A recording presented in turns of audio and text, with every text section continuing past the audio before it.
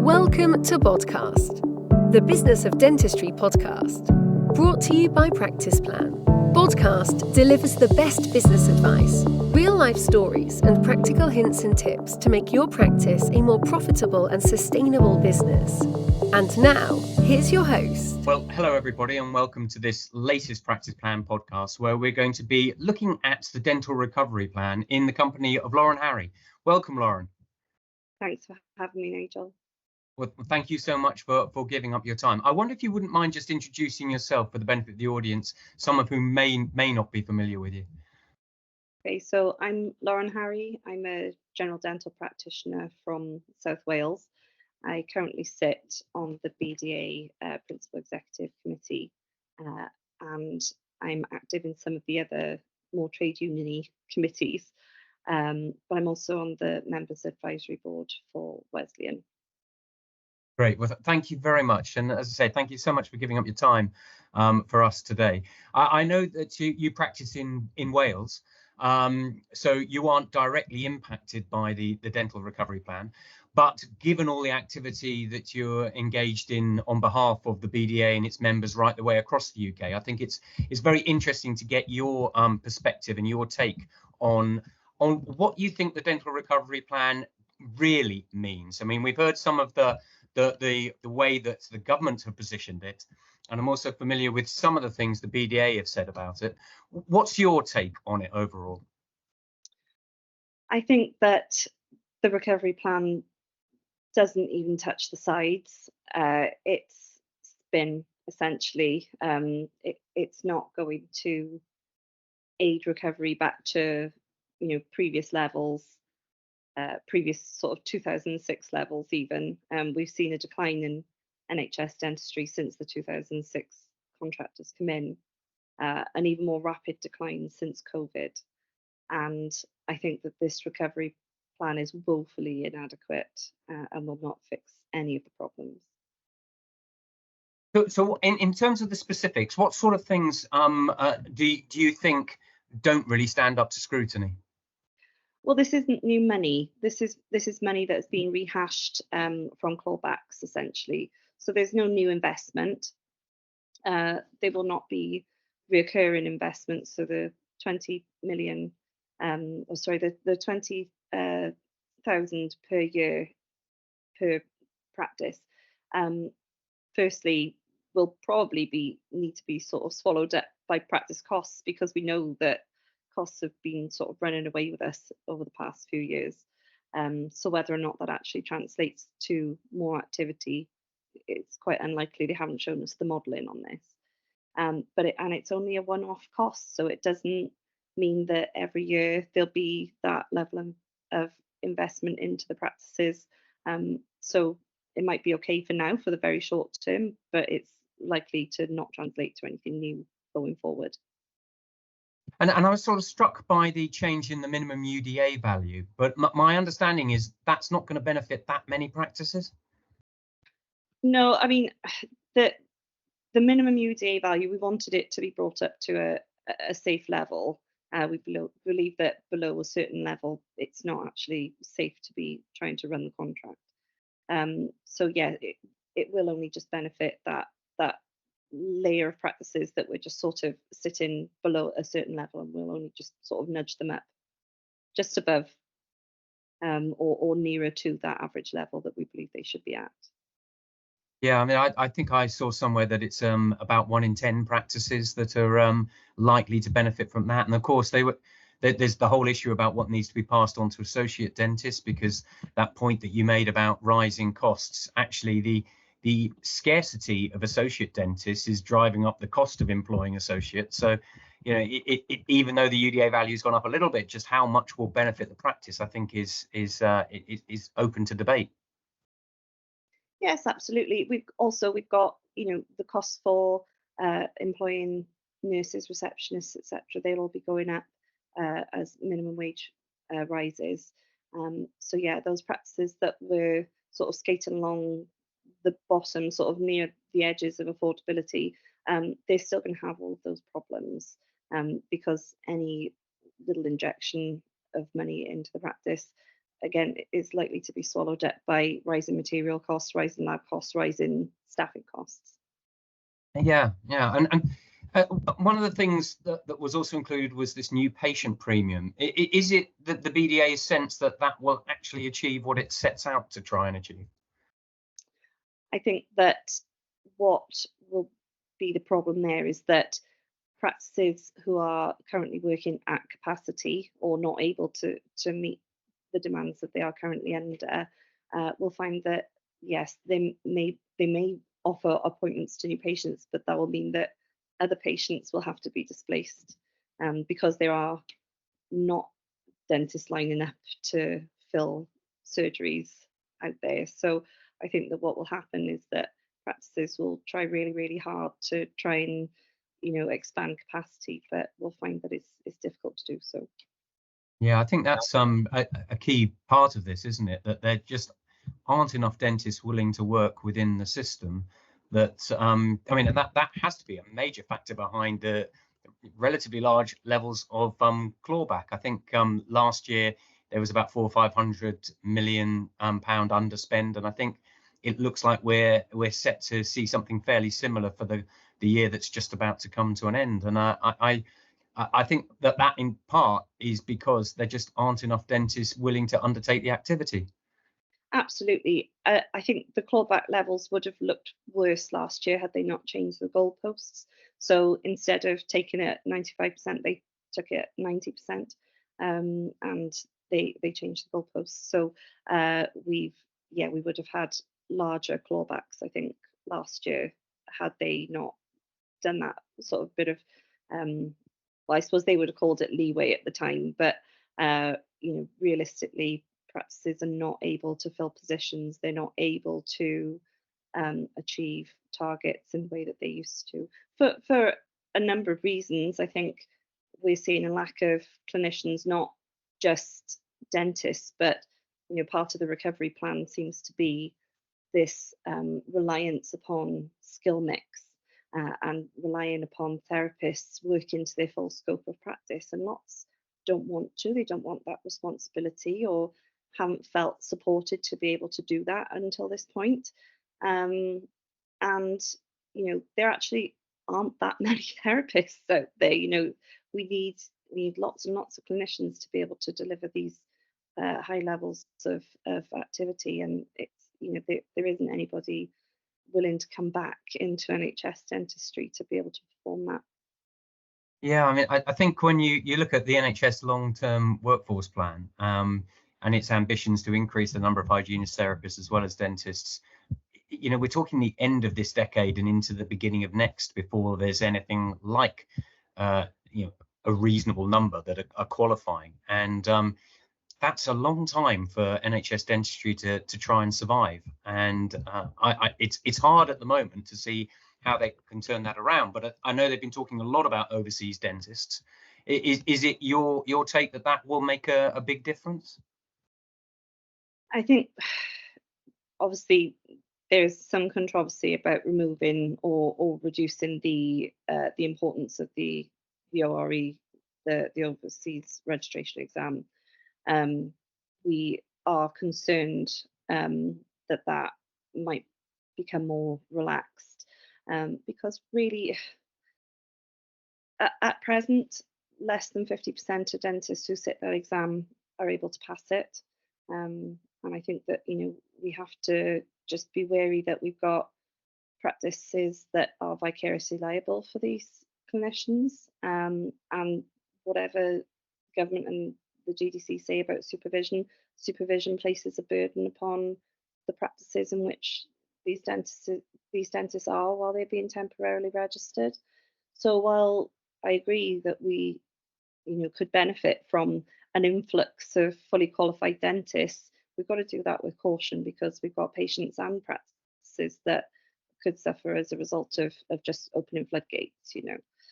I think that even if that was to all go smoothly, so taking away any concerns about it, if that was even to go smoothly, why would any dentist want to come in and work in a system that UK dentists haven't been able to make work? So we might see that there might be overseas dentists who are coming in and perhaps being handcuffed, coerced into contracts and staying for a little while in NHS contracts. But in reality, why would they stay? Why would they, patch up that leaky bucket any more than UK graduates would? Yeah, I think that phrase "leaky buckets" quite an important one in this, because to me it seems that the leaks are actually getting bigger, whether that's dentists reducing their commitment to the NHS, in some cases almost entirely handing back entire contracts, or cutting down the number of hours they're prepared to work. You see, it seems to me that this whole issue about FTE and the lack of data that exists about that, and the reliance on practices to complete for the GDC. I mean, I think that's going to be interesting when they publish that data, to see how robust it really is. I think that'll be really interesting. I think it won't be long before we start sort of seeing some pictures of what we're looking at in terms of workforce, hopefully. And I think we do sort of welcome that the GDC have been prepared to undertake that, because it is an important piece of work for all of us. Really, we need to know what clinicians we've got out there and who's able to perform and who wants to be able to perform clinical dentistry, and how much of it they're doing, because how can we plan what we need if we don't know what we've got?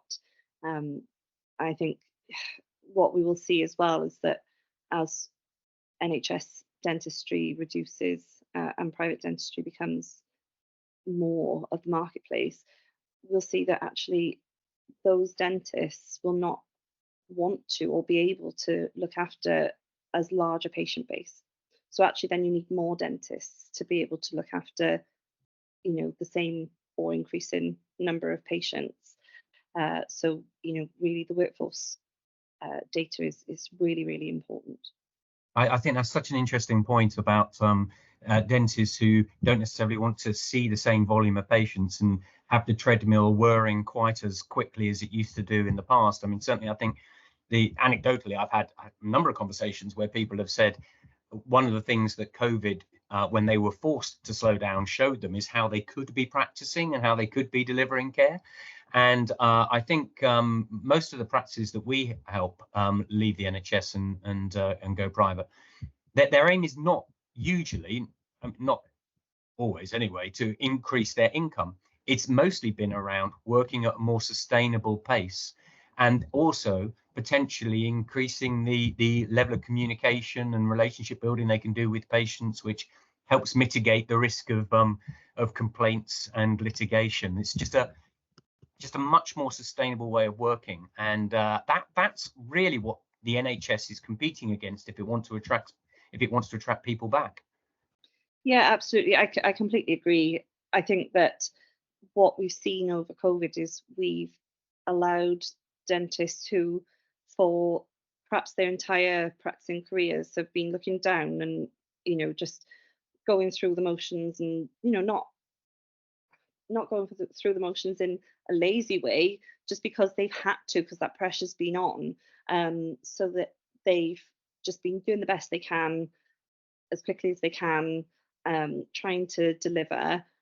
But actually, when COVID forced us to slow down and to look up at how we really should be looking after these patients and how we should be going through our practicing careers. I mean, I don't know one dentist of a similar age to me that hasn't got some sort of health complaint that is related to dentistry, or who hasn't suffered mentally as a result of that pressure and overwork, and burnout. I think is something, we talked about it a lot a couple of years ago. We were talking about burnout a lot, and that is what I see every day in my NHS colleagues. I still perform some NHS dentistry myself, and the difference is stark. And I think the appreciation, not of all patients, obviously that's a generalization, but I think patients who have chosen to come to you because of you,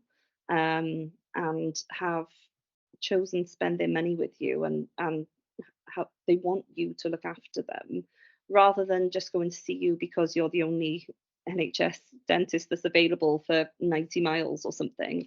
I think that brings a different feeling to your day, because they're choosing to be with you. If they didn't want to come and see you, they would go somewhere else because they got the opportunity to go somewhere else.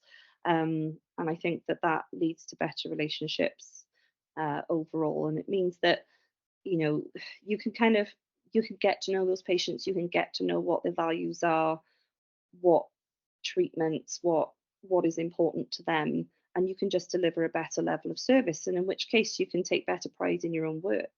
And I think that what we see in our NHS colleagues is really admirable, um, because we want to be there for patients who need us, who perhaps otherwise might not have been able to afford it to seek care.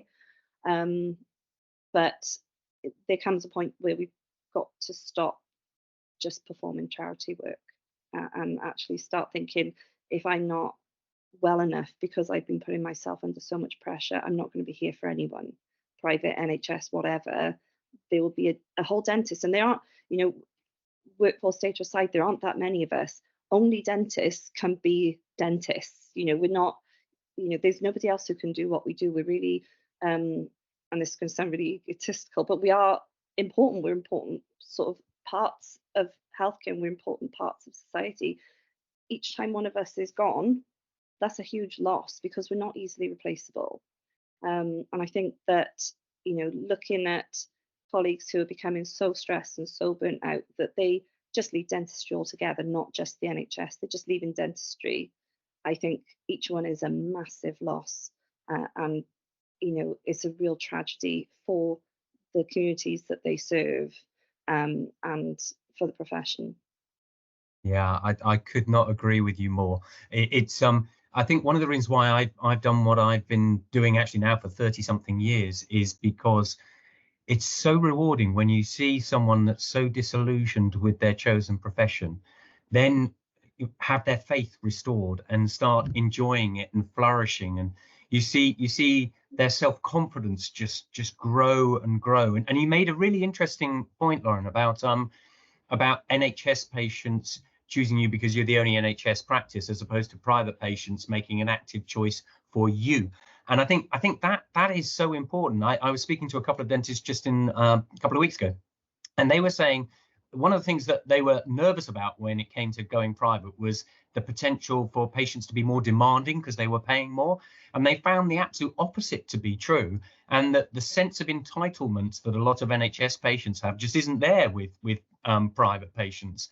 And that alleviates one of those sources of pressure that you were describing is leading to the burnout and the stress and the mental health issues that we've seen. Yeah, absolutely. And as I say, I've got a mixed practice still, and it it is true that some NHS patients, they say, well, I paid my stamp, you know, I'm just entitled to this, and I think that it can be difficult because, you know, so for just an example, if you're making somebody an upper denture, they don't necessarily need a lower denture. They're probably not going to use it, but they say, "Well, I want one anyway," and they've got missing teeth, and you think, "Well, can I justify not making them one?" No, probably not, because if in 3 months' time they do say that they really do need one, then I've got to make it again, and that's going to look like gaming because I've done a top denture and a bottom denture, and I think then you think, "Oh, I'm going to be paying all these lab bills for something they're probably not even going to use, but they want it because they're entitled to it." Um, and you can see it from a patient's perspective. They are entitled to it. They pay their taxes. They've worked and whatever all their lives. They've been told that they're entitled to all this. Um, and why can't they have it? They don't understand that actually what is happening at the other end of things is that you've got a dentist who is actually probably having to put their hand in their own pocket to pay out for their treatment. And that's happening more and more and more as costs go up. What you get with some private patients, and I know this because I've had to reduce my NHS contract, so I'm sort of going very slowly through that process, is that we've got patients who have chosen to stay with us, and they might whinge a little bit about the cost, but they, on the whole, they know that they've chosen to be with you because of you. And I'm quite honest with my patients. I say overheads are high in dentistry, and the NHS has masked a lot of that over the years, and patients have no idea actually what the true cost of providing healthcare is. And now you are seeing that, unfortunately. But we'll do our best to make that feel like value for you. And I think that you get a little bit one way or the other. You've got some patients who are more demanding because they say, well, this would have only been £47 on the NHS, and now you're charging me 120 or something. So you do get a little bit of that. But as I say, on the whole, because they are actively choosing to come and see you, generally it's less of a pressure. Yeah, I think it is interesting, because I think one of the things that seems to hold a lot of dentists back from going is the fear of the patient reaction. And I think there's the BDA have done a brilliant job, I think, at being able to separate out the system and the contract from the profession. So that sort of greedy dentist tag doesn't really seem to be featuring much in all the debates that are going on, which as I say, I think is very much the BDA's credit. And I think there's a level of understanding from patients about the difficulties of trying to make the NHS work. And I think that's where it gets tricky for government and NHS England and the NHSs around the UK is this point about trying to attract people back when actually it's probably more straightforward now to go private than it's been throughout my 3-decade-long career. And what you're competing with is such an entirely different way of working that, do you think this dental recovery plan is going to make any difference to that migration towards private? Absolutely not. Absolutely not. It doesn't go anywhere near far. It doesn't really do anything. As I said earlier, it's just kind of smoke and mirrors. It's not actually doing anything. It's not helping practices with their costs, their ongoing costs, really. It's not acknowledging the difficulties that dentists have day to day in running their practices or looking after their patients. It doesn't acknowledge the fact that we can't retain dentists. It goes nowhere near addressing the fact that we got far fewer dental nurses available to us, even dental nurses, hygienists, therapists. We can't work without them, but there's nothing in this plan to really help to attract or retain them to the profession. Actually it's become more difficult, I think, to recruit and retain and train dental nurses over the last couple of years, because previously we could train a dental nurse, and if she was feeling really motivated and wanted to get through her training quickly, she could do that in like 6 months to a year. Now it's mandatory; they've got to go to 2 years.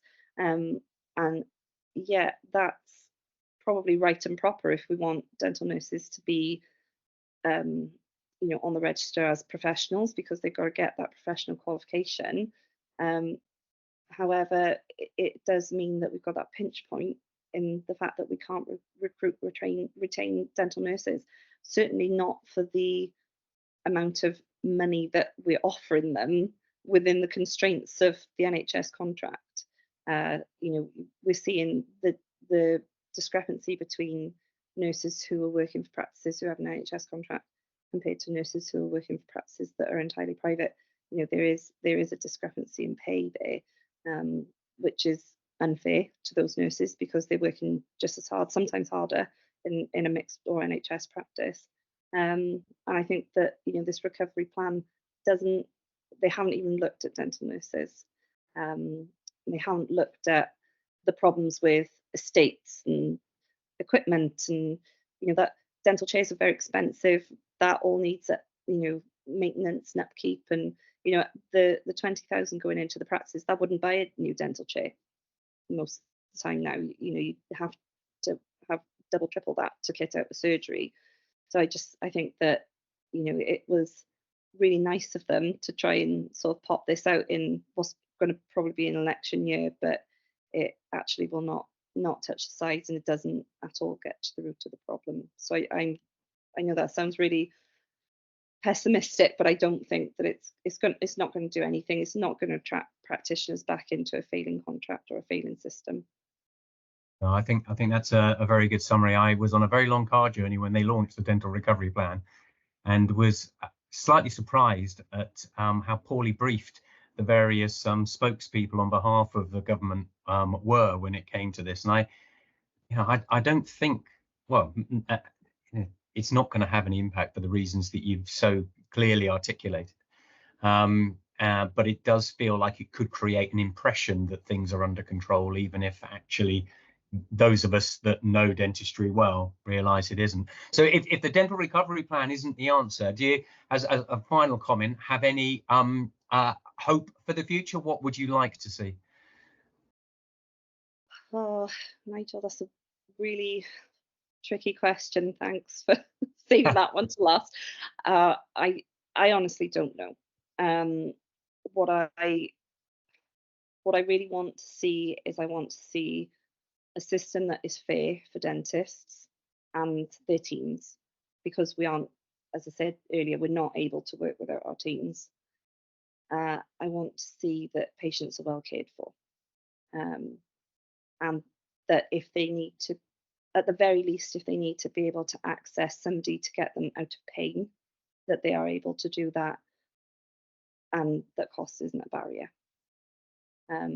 Because I think that everybody deserves a life without pain, at the very least. So I think that we've got to be really, really careful that whatever system is put in place going forward doesn't widen health inequalities, and that those of us, or those who are vulnerable in society, are also still cared for. Because yes, we do need dentists to have, and their teams to have, better quality of life, be able to run their businesses and remain solvent. But we're here for a reason. We want to look after people. That's why we went into dentistry, and not something which, we could have perhaps earned loads more money in, like investment banking or something like that. We've gone into this profession to look after people. And I think that's what the government have relied on for so long, is that we have those feelings towards our patients, and they've relied upon our charity and our goodwill for too long. But I think that goodwill is going. So I think that, unfortunately, I've slipped out of that answer. I'm just one person, and I can't create the plan going forward myself. I do have ideas, but we've got negotiations going on in most of the countries at the moment, of the UK. So I think hopefully we'll get some good fallout of those. Yeah, well, I share that hope. Like you, I'm very worried about widening oral health inequality, and it's an urgent issue. People are going to get squeezed out. So I know that this time next year we'll be dealing with a new government of some persuasion. So let's hope that they take those aspirations you've just been outlining in terms of what NHS dentistry could be, and do something positive with it. Lauren, thank you so much for your time. Really, really appreciate getting your views and your insights and your sense of what's happening at the moment. Thank you. Thank you.